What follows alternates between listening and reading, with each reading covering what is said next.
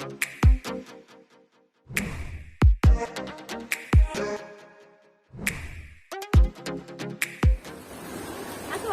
warahmatullahi wabarakatuh.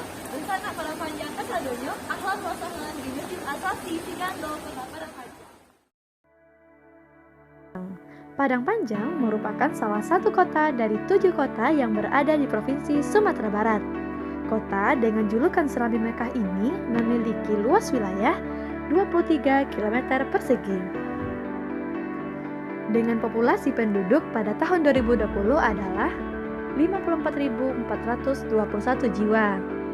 Kota yang memiliki 2 kecamatan dan 16 kelurahan ini memiliki kondisi suhu udara yang dingin dan memiliki curah hujan yang tinggi, sehingga kota ini juga dijuluki dengan kota hujan.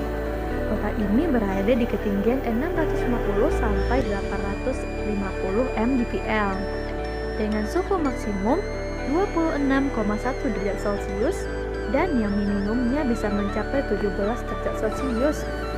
Curah hujannya cukup tinggi ya. Serta Padang Panjang diapit oleh 3 gunung, yaitu Gunung Merapi, Gunung Singgalang, dan Gunung Tandike. Berdasarkan Perda Kota Padang Panjang nomor 14 tahun 2004, maka ditetapkanlah hari jadi Kota Padang Panjang pada tanggal 1 Desember 1790.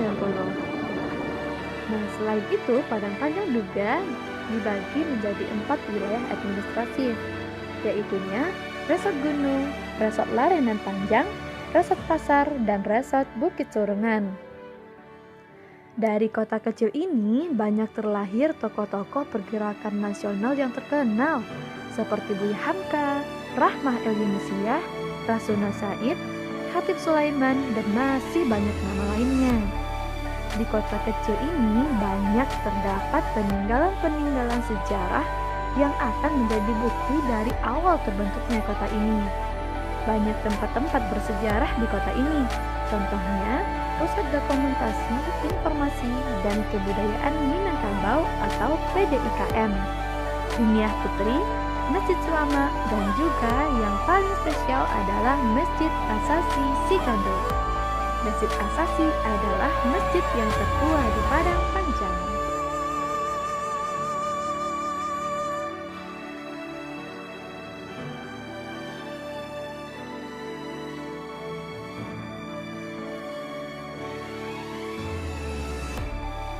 Assalamualaikum warahmatullahi wabarakatuh. Dan sana Padang Panjang. Nah, hari ini Iba sudah berada di Masjid Asasi, yaitunya masjid yang tertua di Padang Panjang. Yuk, kita sama-sama mengetahui bagaimana sejarah dari terus keunikan-keunikan apa saja yang ada di Masjid Asasi ini dan kegiatan apa aja ya yang sudah dilakukan oleh masyarakat di masjid ini. Yuk, sama-sama kita berbincang dengan salah seorang tokoh masyarakat Negeri Sigando. Yuk. Assalamualaikum warahmatullahi wabarakatuh. Dan sanak Padang Panjang Kasadonyo bertemu dengan saya Nurbaiti Masni. Nah, pada hari ini kita berada di Masjid Asasi, yaitunya masjid tertua di Padang Panjang. Nah, tentunya Dunsana Sadonyo sudah pernah kenal ya dengan Masjid Asasi. Namun kita butuh nih mengoleksi atau mengorek informasi dari tokoh masyarakat kita. Nah, sekarang sudah berada bersama kita Bapak Asrul. Assalamualaikum Bapak. Waalaikumsalam warahmatullahi wabarakatuh. Nah, kita butuh nih Pak penjelasannya seperti apa sih awal pendirian dari Masjid Asasi kita ini gitu. Baiklah Adik Ibet. Assalamualaikum warahmatullahi wabarakatuh. Waalaikumsalam warahmatullahi wabarakatuh. Semoga ini informasi ini berguna untuk kota Padang Panjang sekitarnya. Bagaimana sih masjid ini mulai berdirinya? Kan begitu. Baiklah para pemirsa semua, Masjid Asasi ini kalau dari awalnya adalah berbentuk surau.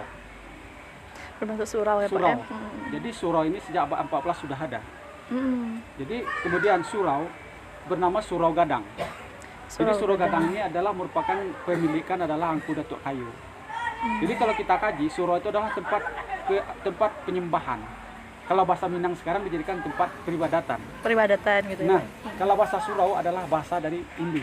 Mm-mm. awal-awalnya. Nah, jadi di Minangkabau diambillah sebagai tempat ibadah orang Islam karena Minangkabau terkenal dengan ASBK, adat Iya. berseni Syarak Basandi Kitabullah.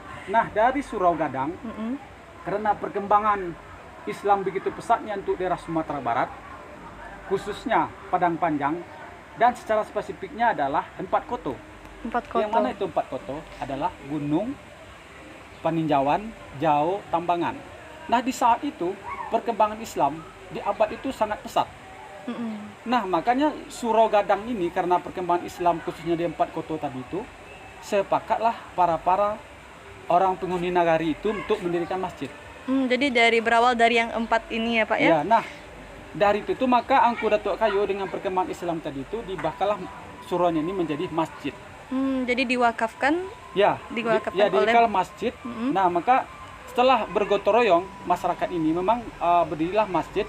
Makanya di saat itu sepakatlah yang 4 koto tadi itu menamakan Masjid Asasi. Nah, asasi Jadi, sendiri itu asasi artinya adalah apa Pak? Asal muasal tempat berdirinya masjid di 4 koto. Jadi azas asal. Azas tuh Iya, dari asal. bahasa Arab ya Pak ya? Ya bahasa Arab. Nah, sebenarnya berdirinya masjid ini nih ada beberapa versi. Dari Dirjen Kemenak dia mengatakan 1405. 1405. Kemudian dari buku Sula Bendang Dalam Negari yang dibuat ada 4 buku itu dikatakan adalah 1770. Tapi kemudian ada pula data-data dari negeri Belanda itu 1685. Nah, setelah diteliti lebih kurang beberapa bulan dan beberapa temuan-temuan dan beberapa pertemuan, maka disepakatilah masjid ini disepakatilah berdirinya. Kebetulan ada kita punya para ahli untuk meneliti ini, maka disepakatilah masjid ini adalah pada tahun 1685. 1685 berarti sudah 336 Lebih tahun kurang ya Pak ya? 4 abad. Insya Lebih kurang. Allah udah Nah, hampir 4 Nah. abad gitu ya. itu adalah mulai asalnya berdiri Masjid Asasi. Nah, kemudian Masjid Asasi ini awal bentuknya adalah bentuk segitiga 4, yaitu 13,1 meter. Belum seperti sekarang ini, peta aja. Masih peta aja gitu ya Iya. Pak ya? Nah, makanya belum pakai ukiran kayak gini. Nah, makanya pada tahun 1770 dengan perkembangan Islam sudah pesat, makanya telah dijadikan ukiran. Kemudian telah dibuat mandaro, telah dibuat mihrab depan untuk tempat orang khutbah. Itu dibuat pada tahun 1790 dan atap ini diganti menjadi atap seng. Ini adalah ijuk dulu. Oh, jadi awalnya itu dulu ijuk ya Pak Ijuk, ya? ya. Kenapa kok diganti dengan seng gitu Pak? Karena takut menurut cerita kakek dahulu, takut ini akan jadi kebakaran. Oh, Karena gitu. rentan kalau dari ijuk. Ijuk ya Pak. Nah, kemudian yang dibilang Bu Bet tadi, masjid nomor tua satu tua di Padang Panjang. Iya. Tapi kalau untuk Sumatera Barat adalah masjid tertua nomor 2 tua di Sumatera Barat. Oh, yang pertama di mana tuh Pak? Di Solo, yaitu di Kayu Haru Kale Solo. Oh, jadi masjid Arsitekturnya tertua juga sama kedua dengan di ini. Sumatera Barat. Mirip dengan ini. Nah, kemudian Masjid Asasi ini terdiri dari 3 pundak berundak. Kayak Di kita lihat sekarang. kubahnya gitu Ya, Pak ya? bukan seperti arsitektur Timur Tengah. Nah, itu Kenapa? Kalau kita lihat 3 tingkat? Karena mulainya di negari ini berdirinya agama ini adalah berdasarkan 3 tungku sejarangan. Ada alim ulama, niniak mama, cadiak pandai. Cadiak pandai. Maka digambarkanlah masjid ini seperti 3 berundak tadi. Wah, Masya Allah ada filosofi yang Ada mendalam filosofi. juga di dalamnya ya Pak ya? Nah, kemudian masjid ini ditopang oleh 9 tiang. Itu Ada maksudnya 8, gimana ya, Pak? ada 8 tiang pendopang dan ada tiang utama yang dinamakan adalah tiang tonggak macu namanya. Tiang Karena tonggak macu. macu. Jadi tiangnya itu tuh dari dasar tanah sampai ke arah itu 1 batang. Kemudian arsiteknya tidak memakaikan paku, cukup dengan pasak bambu. Wih, luar biasa. Sampai ke Dengan pasak bambu saja sudah bisa Ya. mendirikan masjid gitu ya? Kemudian terkenal dengan anti gempanya itu pakai sistem batu tiang yang di batu pipih yang diletakkan di tanah dan kemudian dikasih pelapa bambu dan baru tiang. Itu adalah anti gempa. Oh, seperti Menurut kayak cerita yang di dahulu. Jepang-Jepang gitu ya Pak ya? Karena kalau kita lihat sudah berapa ujian mestinya berdiri kayak gini. Alhamdulillah. Nah, Pak Asrul, Ya. dari pertama masuk tadi Pak sangat wow banget nih, keren banget nih dengan arsitekturnya, dengan motif-motif atau relief apa namanya Pak? Relief. Ukirannya gitu. Ya, Dengan ya, ukirannya ini maksudnya seperti apa kok banyak banget gambar-gambarnya gitu Oh, Pak? iya. Baiklah apa tadi apa? Ibet. Di Ibet. Tadi kita sudah berbicara masalah arsitektur. Itu diperkirakan ukiran ini kita pasang tambah mandaro dan mi'rab itu pada abad 17. Kemudian ukiran dipasang pada abad 1770. Itu tuh ukiran ini menurut cerita daripada turun-temurun dari kakek nenek yang pernah saya dampingi untuk translate ke orang luar mancanegara. Itu ini ukirannya ada 3 aliran. 3 aliran. Ada yang pertama aliran Chinese, identik dengan Hindu. Kemudian ada aliran Arab, identik dengan Minangkabau. Jadi Chinese, Hindu, Arab dan Minangkabau ini sepaket. Nah, jadi dari aras yang pertama, tingkatan yang pertama itu boleh dikatakan ukiran mengarah ke ukiran China. Kalau yang tingkatan yang kedua, ini asli. Asli itu adalah motif ukurannya adalah aliran Hindu. Gitu. Ya. Cat ukirannya sama. Banyak mengarah ke binatang-binatangan. Kalau arah Islam Arab itu banyak ke motif kayu-kayuan, urat-urat, daun-daun. Kita lihat sekarang ini banyak ini mengarah ke ukiran Minangkabau. Jadi tentang alam ya Pak ya. Dan kalau kita lihat masjid ini sepintas lalu kayak pagoda. Pagoda kapal gitu ya. Kalau kita lihat itu sphinx kasih singa kayak bilang orang pagoda. Iya. Tapi kita kasih ini tingkatan pundak-pundak 3 tingkat. Seperti pagoda ya. Iya, sama kalau kita lihat.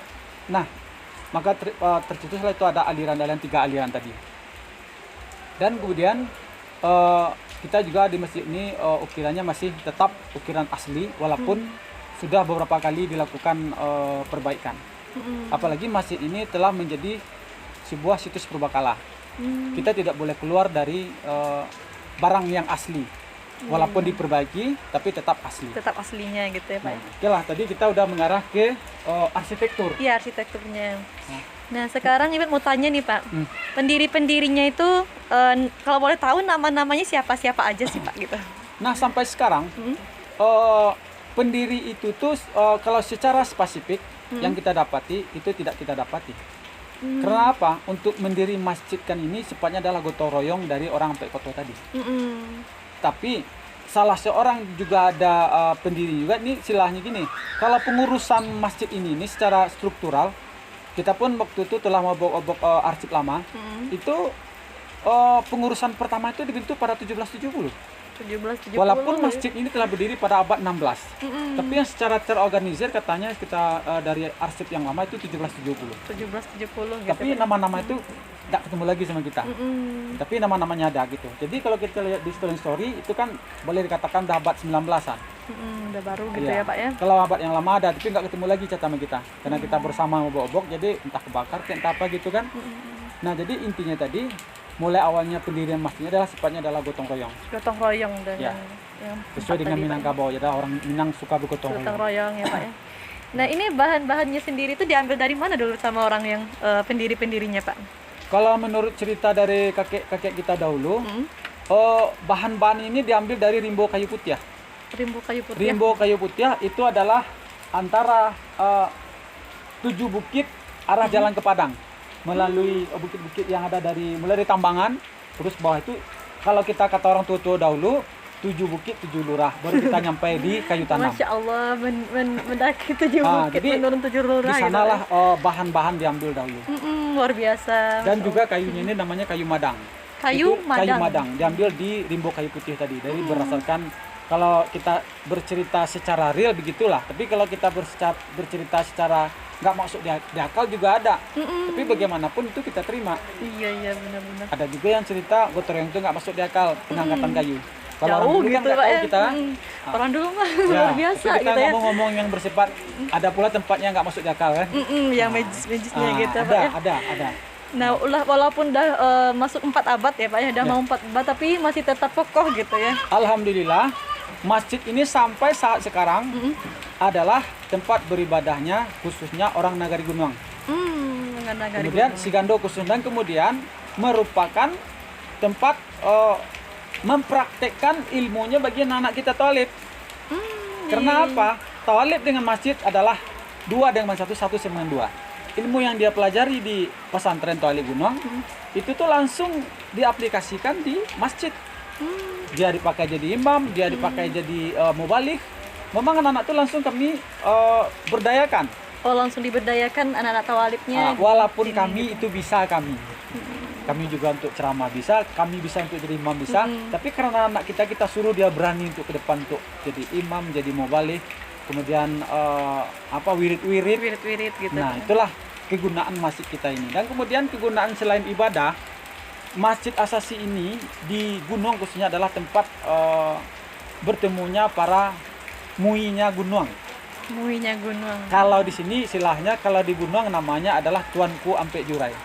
Tuan Kafe Jura itu. Di sinilah dia membicarakan bagaimana menghadapi kegiatan-kegiatan Islam dan perkembangan Islam khususnya di gunung, dia rapatkan di Mandaro ini. Di tempat rapat dan sekaligus tempat arsip Masjid Asasi dan kantor. Mandaro ya Pak ya. Mandaro. Gitu. Jadi kemudian di samping itu lagi Masjid Asasi ini di setiap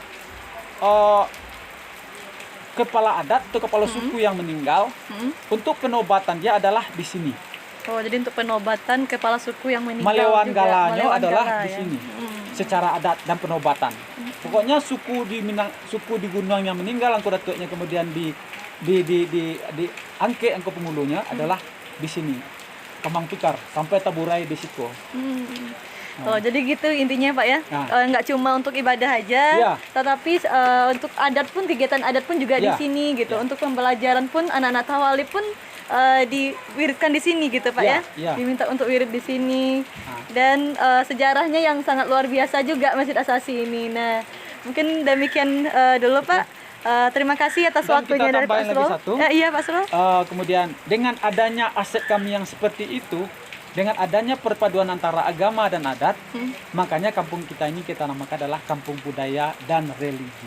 Kampung Budaya dan Religi Ya, gitu Pak ya. karena apa? Aset yang kita punyai setiap hari, setiap tahun dari tahun kita punyai, tanpa kita sadari itu telah muncul di sini. Makanya kita kasih nama Kampung Budaya dan Religi. Walaupun itu berat, tapi agama mengatakan kalau ingin kampung ini bagus, berbuatlah dengan tangan. Selemah-lemah manusia, berbuatlah dengan lidah atau hati. Maka dengan ini mudah-mudahan Kampung Sigandono menjadi kampung yang religi dan berbudaya. Jadi tentunya nggak cuman masyarakat di Sigando aja yang datang ke sini ya Pak ya? Ya. Dari mana saja tuh biasanya tuh Pak? Tambahan sedikit, memang kalau kebetulan sekarang lagi keadaan COVID ya. Kalau sebelum ini kita beberapa mancanegara, Mancanegara, ya, terkenal gitu Pak ya? kebetulan kita juga menampingi. Itu ada dari Inggris, dari USA, dari Jerman, dari Swiss, Prancis, Oh, udah terkenal Jepang, ke mancanegara. yang baru-baru sebelum COVID itu adalah dari Australia. Itu Persatuan Gurunya Australia. Kita damping juga di sini.